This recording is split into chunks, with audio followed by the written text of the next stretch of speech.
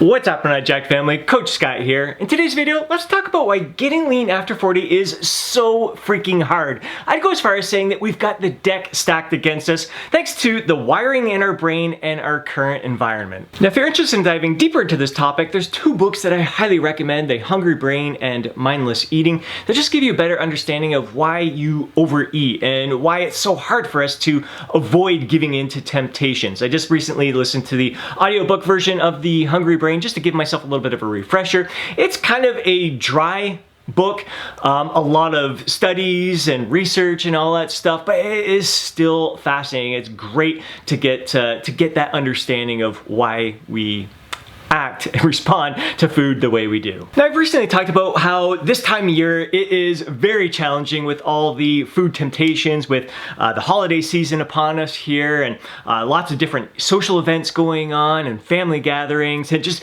great food that we typically don't have access to or isn't around us, in front of us, as abundant throughout the rest of the year as it is during this holiday season. And in the book, The Hungry Brain, they really talk about how our brain is not wired to handle this kind of abundance of food, and especially such highly palatable foods. And very fascinating to hear and read about how our brain responds to highly palatable foods, because to us, it seems so satisfying. We're focused on the temporary satisfaction of our taste buds, just how great the food tastes. But when it comes to satiety, how our body feels satisfied, it's interesting to hear the studies on there. What they discovered is that when we're eating highly palatable foods, it's almost like the satiation switch in our brain basically turns off. It's like we don't feel like our hunger is satisfied, even though our taste buds are incredibly satisfied. It's like our brain is like, let's shut that off. We are not satisfied right now. Let's just keep eating as much of this as we possibly can. And I think it's safe to say that most of us can relate to that. I know I certainly have. I've shared my experiences in the past, whether it's been some of my favorite treats that are highly processed foods or whole natural foods such as cashews and pistachios. Those are highly palatable foods to me that I have a difficult time pushing aside. So if there's a big bag of cashews in front of me, I am going to have a very, very tough time stopping myself there, which is why I prefer to just go get a very small bag of cashews or have a small amount in the house, because if I go to the bulk store and get a large quantity of it, chances are it's going to be gone within the day. I just have a very, very tough time pushing it away. So when you hear these studies, when you read the book, The Hungry Brain, and it's kind of reassuring that, okay, there's nothing wrong with me. This is normal. This is the way the brain responds. But then you have to learn how do you handle that? All right, how do you cope with this situation? What is the solution? And that solution is going to be different for each individual. I've had one of my clients, Mario, on one of the Jacked After 40 Life podcasts recently, and he talked about how he's just better off abstaining from some of these highly palatable foods, because he knows when he starts consuming them,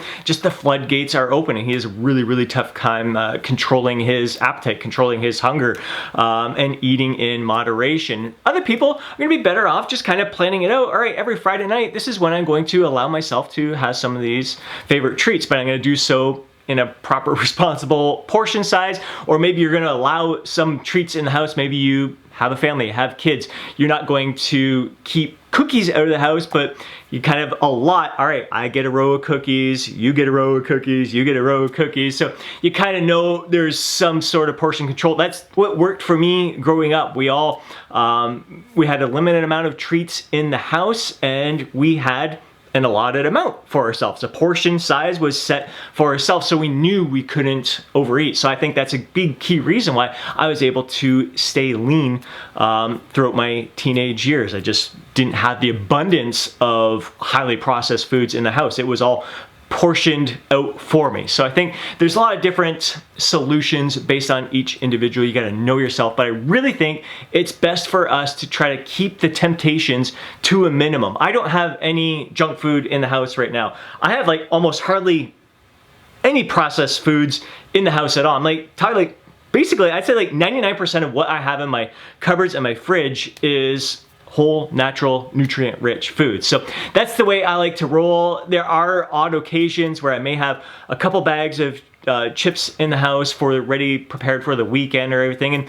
And there's times where I'm just like, I don't even think about it. It's fine having it in there. I'm not tempted. And then there's other times where I'm like, and a lot of times it could be as a result of sleep, a result of stress, that I'm thinking of food a little bit more. And when it's in the house, I'm going to freaking devour it. If there's 2 bags of chips in the house, they are both gone. So it's like whatever is there in front of me, the portion that's there, it is gone. I know for myself, like on the weekends, I do like to have some chips. And if it's me here on my own, it's a bag of chips. I can't just portion out a bowl of it. I'm going to eat that entire bag of chips. So I just know myself. I know that I can't have junk processed foods in the house. I'm going to leave the house or bring it in the proper portion I'm going to have at that time. A fascinating study to support this idea of keeping the temptations out of your house was in an office setting. They put a bowl of treats on the person's desk. In another situation, they put it in the drawer of their desk. And in another situation, they put it in a filing cabinet across the room.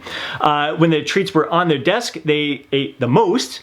Probably because it's just top of mind, it's right there. It's just easy, less effort for them to grab them. When they were in the drawer, they ate less than when it was on the desk. Even though it's still at their desk, it's still within the same kind of reaching distance, but they had to put more effort into it. They had to open the drawer. It was also out of sight, out of mind out of sight, maybe not as out of mind as it was beyond their desk. And then when they had to put more effort and actually walk across the room and open up the filing cabinet to get the treats, that's when they ate the less. So the more challenging you can make it for yourself to get access to these highly palatable foods, the better it's going to be for yourself. Another thing you can do is focus on consuming mostly whole, natural, nutrient-rich foods and a diet that is a little bit higher in protein. Both those factors tend to satiate your appetite, your hunger, more than the highly processed, calorie-dense foods that are out there. So with these whole, natural, nutrient-rich foods and higher protein foods, you are less likely to overeat them. And the bottom line is that they're just better for you overall. You're going to feel your best and perform your best when consuming these whole, natural, nutrient-rich foods. It's also fascinating how our brain responds to food variety, something that was covered in both these books. Like basically, the more variety there is for us to choose from, the more we are going to eat. In Mindless Eating, Brian Wansek, he did some studies where one of the groups, they got a bowl of M&Ms and it was just one color of the M&M. So it might have just been a bowl of green M&Ms. The other group, they got the traditional multicolored M&Ms. The group that had the multicolored M&Ms ate more of them than the group who is exposed to just the single color, like the green M&Ms there. So even though they taste exactly the same, because there was more colors to the normal bag of M&Ms that you would get, they ate more of them. Same thing, like it's one of the big reasons why we eat more at a buffet, because there's just more options for us. At a party, if there's all different kinds of treats and desserts that you're not used to, it's almost like you gotta have a little bit of others, everything, so you feel, you feel like you don't miss out on something. I don't know, there's a lot of different reasons about it. So if you want to make it easier for yourself to stick to your diet and finally get lean after 40, you can really benefit from reducing the amount of variety in your diet. That's why I prefer a simple structure in my nutrition. I eat the same 3 meals each and every day. For breakfast, I have the shake. My second meal is always eggs and veggies with a side bowl of oats and berries. My third meal is always Greek yogurt and berries. So I have those 3 things each and every day. It's mindless for me. It's effortless for me. I don't have to really think about it. I know, like, I enjoy those foods. They're not super highly palatable, but I do enjoy the taste of them. I look forward to those meals each and every day. And dinners where I get that little bit of variety. But I don't have a lot of variety to my nutrition, which may seem boring to some people, but same time, it makes it effortless for me to kind of keep my nutrition in check, to prevent myself from overeating. It's routine, it's habit, there's less thinking going on. So it's one of the big reasons, it's probably one of the downsides of flexible dieting, is that you're just giving yourself way too many options. Yes, if you're tracking your calories, you can fit it in there, but you may have like a highly palatable food and really have a tough time controlling yourself with that. And then also just having too much variety, too much options is also going to make it a little bit more likely for you to overeat as well. So try to keep things as simple and structured as possible. Again, things that I have been talking about for years here. Simple structure and keeping the temptations out of the house is just some simple common advice that I have given over the years, and I'm sure you've heard from many other coaches as well. Now, if you've been following the Jacked for Life channel for any length of time, you know that I drill home the importance of getting an adequate amount of sleep and managing your stress, and it makes my day to see that this is a topic that was covered in the Hungry Brain as well. When it comes to getting an adequate amount of sleep, if you're not getting at least 7 hours of sleep, quality sleep each and every night, studies have shown that you are likely to consume at least 300 calories more per day. Even some studies have shown upwards of 600 calories per day. And it's also, there's an impact of your body's ability, like it tends to even want to store more of that food that you're consuming. So not only are you consuming more, but you're more likely to store more of that food as fat as well. And then again, stress, the impact of stress can cause people to eat more as well as store more fat as well. So just makes my day to see that those points were drilled home in great detail in the Hungry Brain. And just, again, guys, I just can't emphasize enough the importance of getting an adequate amount of sleep and doing what you can to manage your stress when you're trying to get lean after 40. Those things are probably more crucial to you than trying to find the best workout plan to get lean after 40 or the best meal plan to get lean after 40. If you are not sleeping enough and you're under a great deal of stress, you are going to make your training and your nutrition so much harder. You're not even going to realize it. Like the book, it's called Mindless Eating. Like a lot of these things that they talk about in the Hungry Brain, it's all going on subconsciously. Even though we consciously want to improve our health, we consciously want to get lean after 40, we know the decisions that we were making can have a negative impact on us.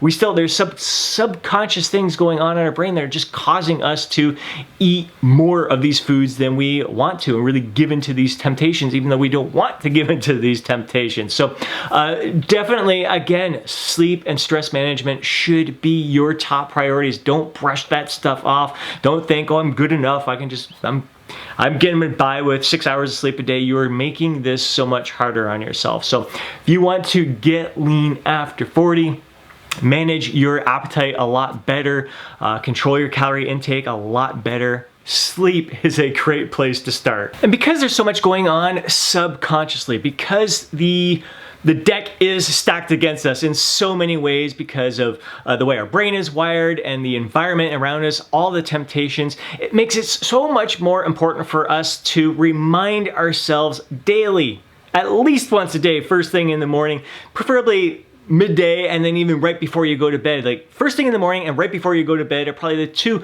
most important times to remind yourself of your goals, why they are important for you to achieve, why you want to get lean after 40, and really visualizing yourself living that life in the lean body, full of vibrant energy, just living a life full of zest, living your life to the fullest, feeling your best, feeling confident, feeling proud, feeling energetic, just living your life to the fullest. You got to visualize yourself doing that each and every day. Just remind yourself of the goals, remind yourself of why it's so important for you to achieve that. And then when you are faced with these temptations, again, those are the moments you got to remind yourself of your goal.